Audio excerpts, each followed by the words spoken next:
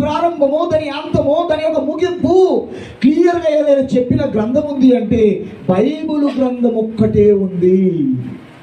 ప్రపంచంలో అనేకమైన గ్రంథాలు ఘోషిస్తున్నప్పటికీ, అనేకమైన వేదములు ఘోషిస్తున్నప్పటికీ ఆత్మకేదో చిక్కు సమస్య ఉంది అని అర్థం చేయించింది, ఆత్మకేదో ప్రమాదం ఉందని అర్థం చేయించింది, ఆత్మకేదో నాశనం ఉందని అర్థం చేయించింది, ఆత్మ ఏదో యమకింకరుల చేత యమగుండానికి పోతుంది అని చెప్పింది. కానీ అది ఎలా తప్పించుకోవాలో, ఎలా ఆత్మను సంరక్షించుకోవాలో, ఆ ఆత్మ విషయంలో ఎలాంటి జాగ్రత్తలు తీసుకోవాలో ఈ భూప్రపంచములో ఒకే ఒక గ్రంథం, పరిశుద్ధ గ్రంథము ద్వారానే ఆత్మను రక్షించుకునే కార్యక్రమాన్ని క్లియర్గా తెలియచేసింది. దేవుని స్తోత్రం, హల్లెలూయా. ఇది ఎంత అద్భుతమైన గ్రంథమో, గుండెలు చదుసుకొని కళ్ళకు అద్దుకునే గ్రంథం అని దేంతో చెప్పొచ్చు అంటే ఈ విషయంతోనే చెప్పచ్చు.